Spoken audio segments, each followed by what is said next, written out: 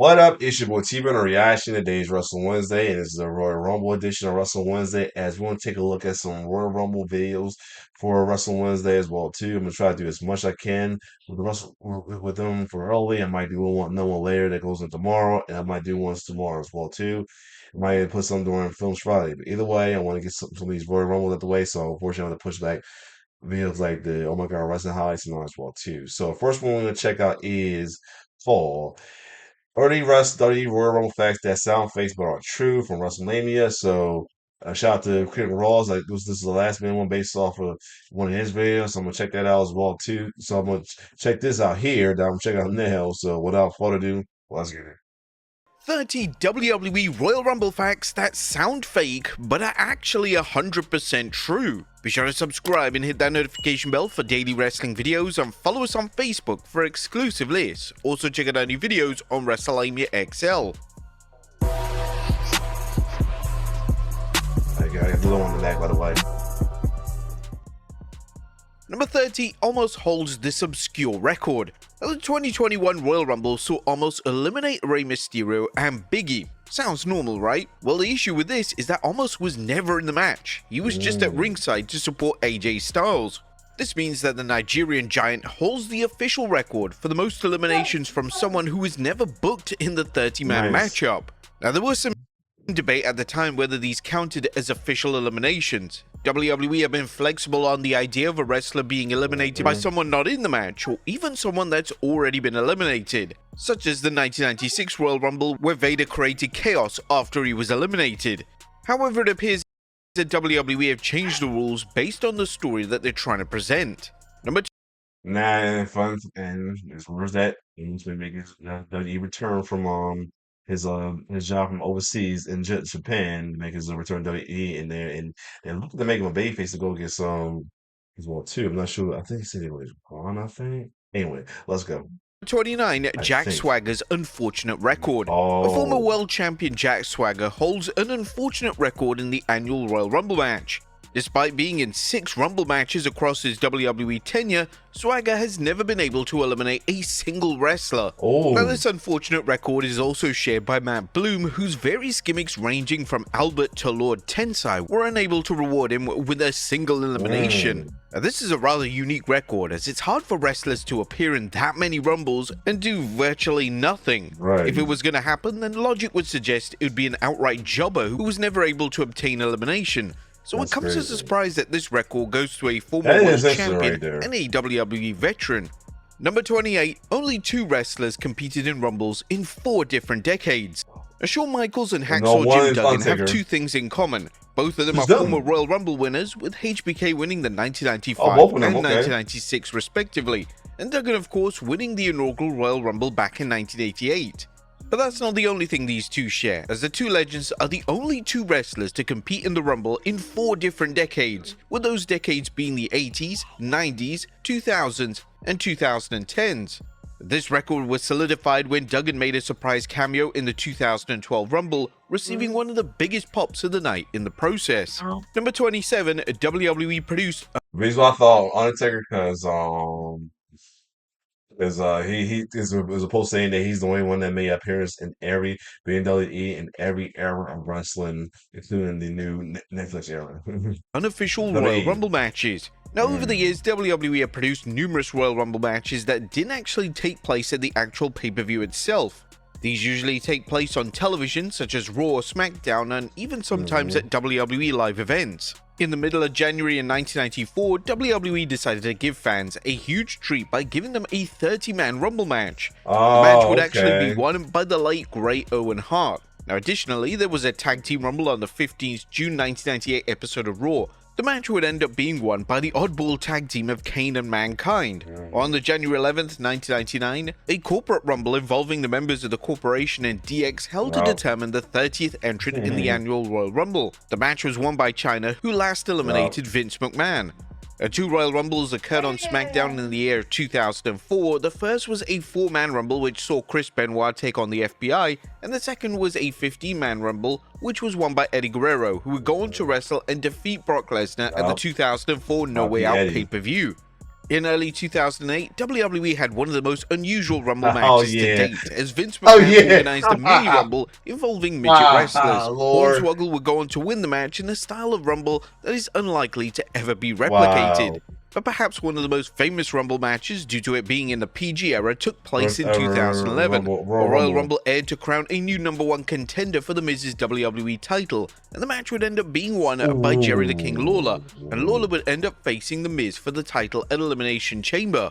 Yeah. Number 26, the first ever Rumble. Now, whilst in terms of WWE lore, the first Rumble was in 1988, the concept actually debuted the year prior. The very first Rumble took place at a live event in St. Louis in 1987, and the match featured only 12 men and was won by one-man gang, who would go on to challenge Hulk Hogan for the WWE title. Oh, that's crazy. And then they show he was like the runner-up, the last man that got eliminated from by Hacksaw Jim Duggan. So wow. In a losing effort. And the reception to the match must have been positive, and it would no doubt play a major factor in WWE introducing the concept as a pay-per-view event. In fact, the creator itself of the Royal Rumble, Pat Patterson, wanted to award the winner of the Royal Rumble a Patterson Cup, similarly to the Stanley Cup in ice hockey. Nice. Whilst the winner didn't get anything at all in the early Royal Rumbles, a WWE Championship match would then be awarded to the winner at WrestleMania. Number 25, the actual first person to point at the WrestleMania sign was... Now, there's a lot of false information surrounding the wrestler who was the first one to point at the WrestleMania sign. In 2007, The Undertaker was the first man to point at the sign, but he did this at the No Way Out pay-per-view as opposed to the Royal Rumble. In 2008, John Cena pointed at the sign following his win, and this actually started the trend that WWE maintains to this day. Therefore, it was actually John Cena who was the first man to officially point at the sign following the Rumble match itself. Number 24, these two wrestlers have never faced each other 1v1. And one of the main story threads in the 2006 Royal Rumble was the action between Rey Mysterio and Triple H. The game would enter at number 1 and Mysterio would enter at number 2, and the two wrestled on and off for an hour. These two legends had incredible chemistry, and after the match, there were calls for WWE to move forward with a feud between the two. Unfortunately, this never happened, and the two never had a 1v1 showdown in WWE. But speaking of Triple H, shout out to him. He's going to be the headline in the 2025 WWE Hall of Fame this year. Nice. Speaking of the Lad Bible, the game referenced the fact that he never worked directly with Rey Mysterio. I always wanted to work with Rey Mysterio, you know, but I think I've been in the ring. Too bad he retired because of his health, because initially he had a little moment between them two, because, you know, they're two Hall of Famers now. With them like twice my entire career. You know, there's certain guys like that I always would watch them work and be like, oh, I'm such a fan of his work. And I could just feel what working with him would be like, and how easy that would be, and how big we could make it. Triple H versus Mysterio would have been and not only that, Rey have not lost a step. Buster feud, and it's a damn shame that it never occurred in WWE. Number 23, most wrestlers to eliminate one wrestler is... Viscera made yet another appearance in the 2007 Royal Rumble, and his appearance was notable as it took a... What that last one said? The most wrestlers to Viscera made yet another appearance in the 2007 Royal Rumble, and his appearance was notable as it took a total of 9 men to eliminate the super heavyweight from the match. Not surprised. Now, the spot itself received a huge pop from the crowd, and although spots of this nature aren't uncommon, this was definitely one of the better ways that WWE have booked this spot. Number 22, Randy Orton spent almost an hour in the match and didn't eliminate a single wrestler. Now, the 2021 Royal Rumble took place during the COVID-19 pandemic, and due to this, WWE presented their show in front of 0 physical fans. Despite this, both men's and women's Rumbles received great reviews, and WWE and their talent did an outstanding job under unique and difficult circumstances. The men's Rumble was interesting though, as Randy Orton managed to spend almost an hour in the match, of 58 minutes and 30 seconds to be precise, but he didn't eliminate a single wrestler. WWE would book an injury angle during the first portion of the match, which seemingly took Orton out of action. In the final moments, Orton would make a heroic return, only to be eliminated by the eventual winner, Edge.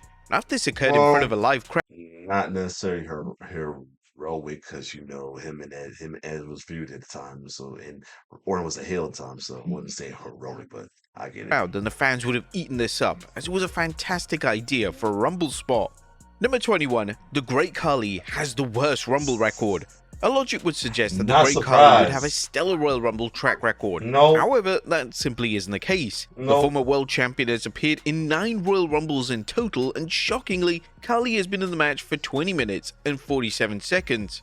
This of course averages out horrendously for Khali, making him one of the worst Rumble competitors of all time from an endurance perspective. But with that being said, Khali has a total of 11 eliminations, having eliminated legends such as CM Punk, Rob Van Dam, and Bray Wyatt.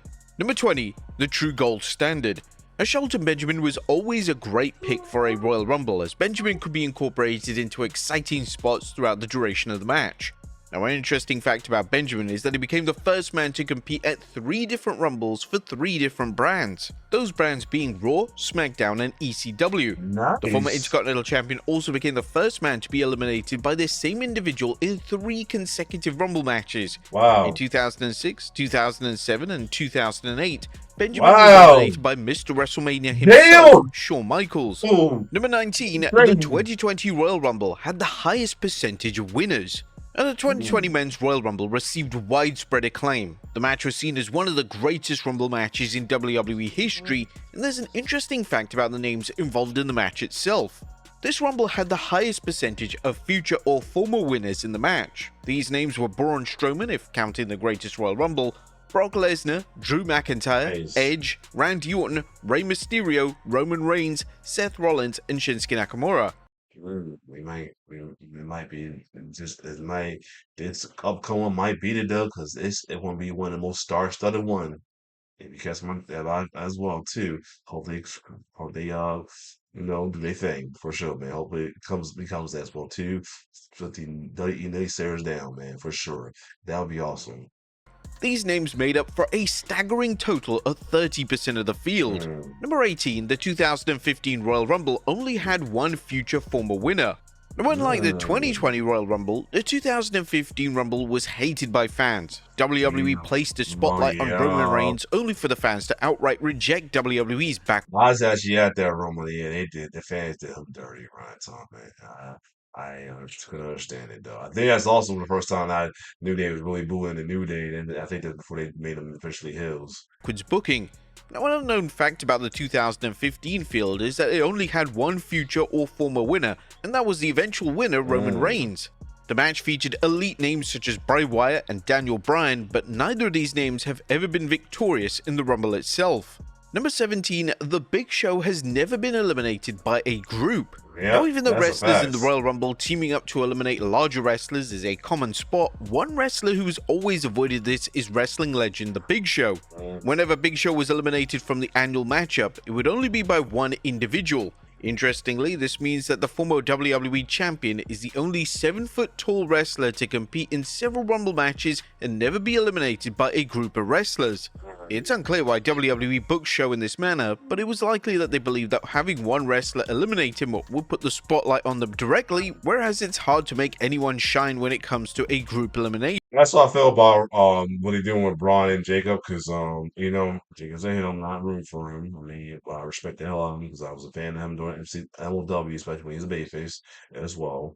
But at the same time, feel like they're doing the same thing because they did the same thing with Big Show with the likes of Braun and other big guys as well too. So they doing the thing. They doing a pass short with Jacob too as a monster as well. So yeah, especially since right now Braun is still out with injury. So yeah.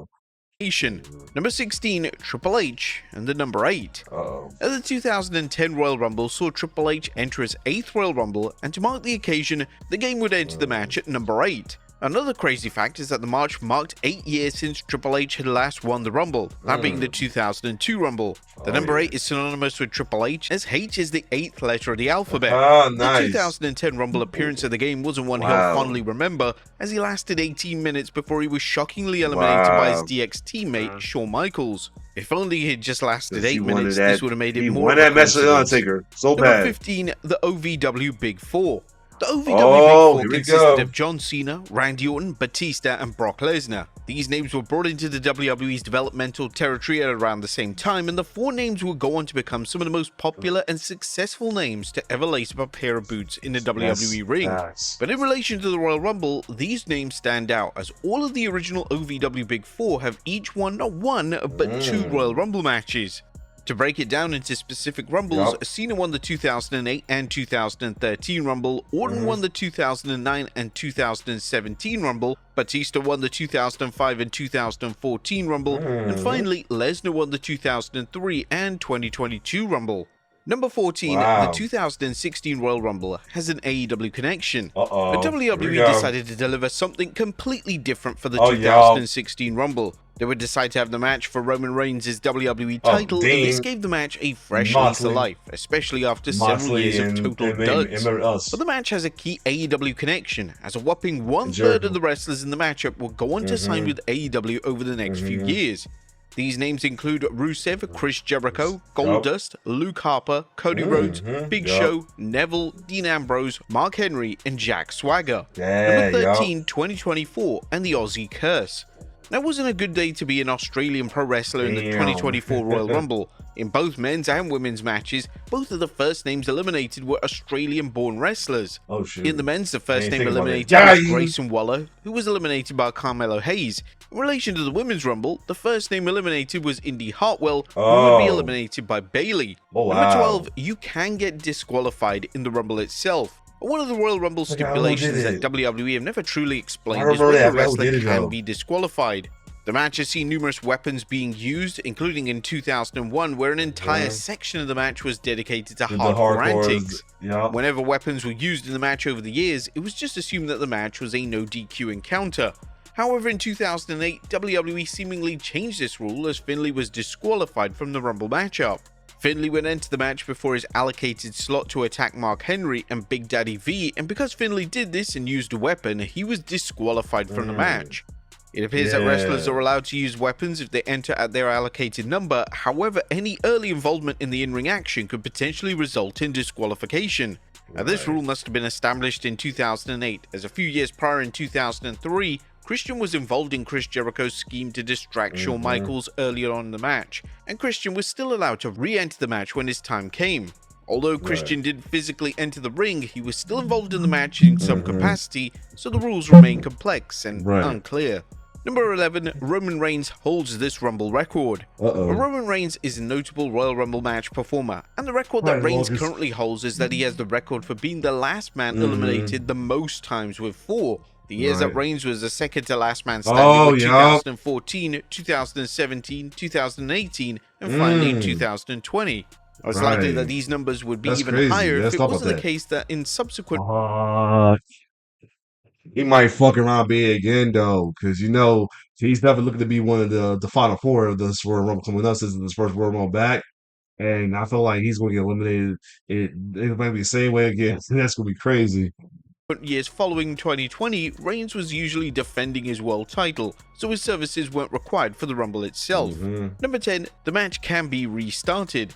Now imagine a Royal Rumble where the match is restarted from the very beginning. We've seen the match restart from the final 2 back in 2005, but according to WWE's official rules released in 2012, it is possible that WWE can restart the match.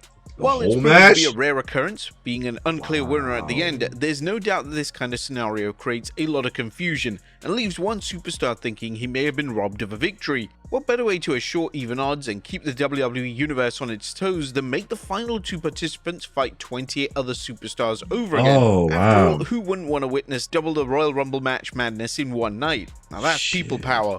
Now this would unlock... Do not...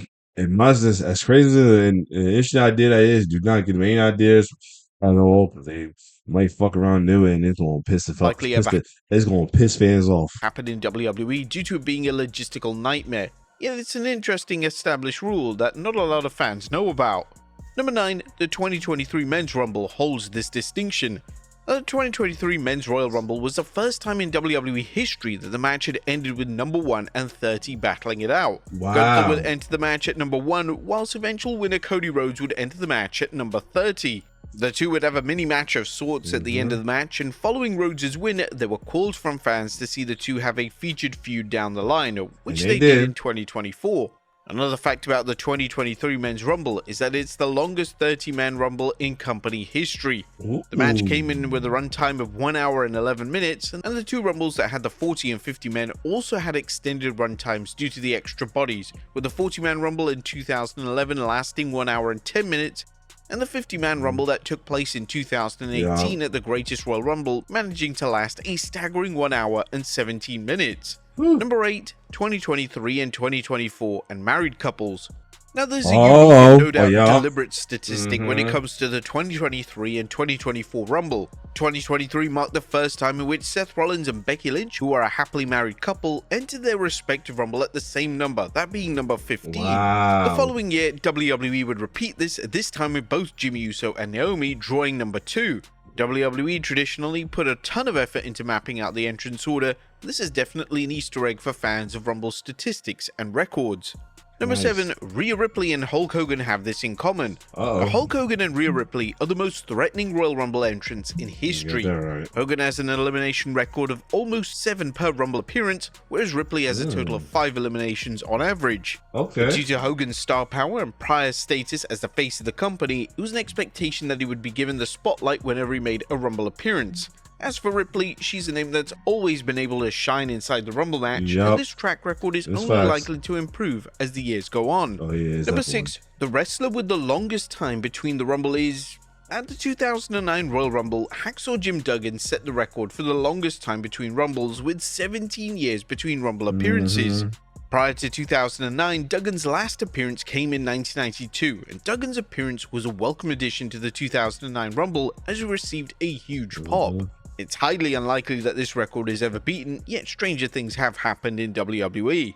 Number 5, wrestlers can legally steal a spot.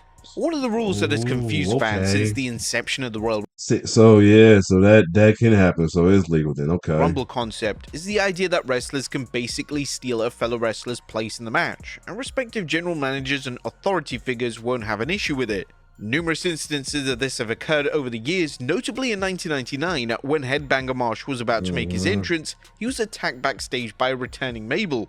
Mabel then simply walked out of the backstage area to the ring, and WWE even this is the one when he got captured by the ministry and enemy turned to Viscera. Thus implying that he was legally allowed to enter. A similar incident occurred in 2004 when Test was laid out backstage by Mick Foley. This time, Stone Cold Steve Austin directly ordered Foley to get into the ring and replace Test, and this seemed to imply that it's a condition that the attacker must replace the individual that they had attacked.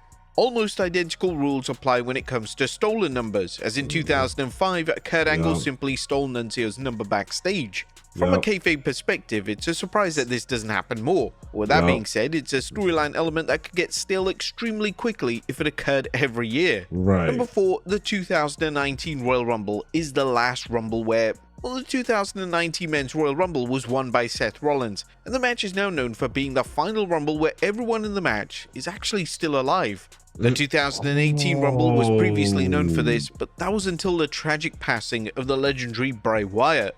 Number 3, an active WCW champion entered the 2001 Rumble. Now, the 2001 Royal Rumble is considered by many to be the greatest Royal Rumble of all time. The Rumble from top to bottom is booked to perfection, and this was the case of WWE truly mastering how to deliver a Rumble match for the ages. The match also featured a surprise return as Haku made a return to the company despite being active on WCW television, and he was even their reigning WCW Hardcore Champion. Oh wow! That's Haku won the title with his main character just a week before the Rumble, so WCW management clearly had no idea what was going on. Oh wow! Number 2, Chavo Guerrero was the first world champion to do this. When WWE relaunched the ECW brand in 2006, they were quick to label and market the ECW title as a world title, just like the WWE and world title on Raw and SmackDown. Unfortunately, just 18 months into this relaunch, it was almost as if WWE lost interest in presenting the ECW title as a title that was on par to the other 2 world titles, and this was made clear with the 2008 Rumble. Entrant number 26 in their 2008 Rumble was Chavo Guerrero, and Guerrero at the time was the reigning ECW champ. It was labeled on commentary that Guerrero would have a chance to challenge for a world title if he won the Rumble, and this officially meant that the ECW world title was no longer considered to be a world title in the company, despite it still being labeled as such on ECW commentary. And if you made it this far, give the video a thumbs up, as number 1, second time's the charm. The 4 iconic WWE names Hulk Hogan, Shawn Michaels, Stone Cold Steve Austin, and Cody Rhodes all have something in common when it comes to the Royal Rumble. All four names won back-to-back Rumbles, and every one of them lost their first WrestleMania matchup following the Rumble win. Amazingly, the year after, when all four men won the Rumble again, this time they would be successful in their respective WrestleMania matchup. The first Rumble that Hogan would win was in 1990, and at WrestleMania 6, he would be defeated by the Ultimate Warrior in the show's main event. The following year, Hogan would once again win the annual matchup, and this time he successfully defeated Sergeant Slaughter in the main event of WrestleMania 7. Now, it's worth noting that this wasn't until 1993 that the concept of the Rumble winner challenging for the WWE title at WrestleMania was even established. But then in 1995, Shawn Michaels would win the Rumble only to come up short against Diesel at WrestleMania 11. The following year, HBK would win his match at WrestleMania 12 and he would defeat Bret Hart in a legendary Iron Man matchup. When it comes to Austin, he would win the 97 Royal Rumble, and due to the controversy relating to his win, he wouldn't end up challenging for the WWE title at WrestleMania 13. Instead, Austin would face Bret Hart in a losing effort in what is considered to be one of the most revered matches of all time. But then the following year at WrestleMania 14, Austin would usher in the Attitude Era by defeating HBK to become WWE Champion. And in relation to Rhodes, he won the 2023 Rumble, only to lose to Roman Reigns at WrestleMania 39. The following year, Rhodes would win again, and in an epic rematch, he would finally dethrone Reigns at WrestleMania 40 to finish his story. But there you have it, folks. Man, there you have it. Now, keep it up right there. A lot of folks there's some folks, maybe haters, and there's some folks who are fell for it, want Cody to lose that Royal Rumble. Definitely not. Only because I don't not want to deal with bullying naysayer news. Wanted this to happen. Bully fans over, especially with the whole new KO is right cult they got going on right now as well too. I do not want it to happen. If anything, he must lose. If he has to lose, I would rather be lose around WrestleMania, nothing more. Even if it give him a green light to him to go Homeland and Hill. I really feel like he don't need to, but folks been harping for it. He might fuck around and do it. It was a little questionable with that promo between him and CM Punk. I mean, I rather sacrifice CM Punk to the hillside than Cody. But that's another story. But other than that, though, this was a good video to check out as well too. So other than that, let's see if we can make some more history and Rumble that can end up in this list or many other lists. Anyway, if you like my reaction, like, share, subscribe to my YouTube channel. It's your boy T-Bird signing off. One love.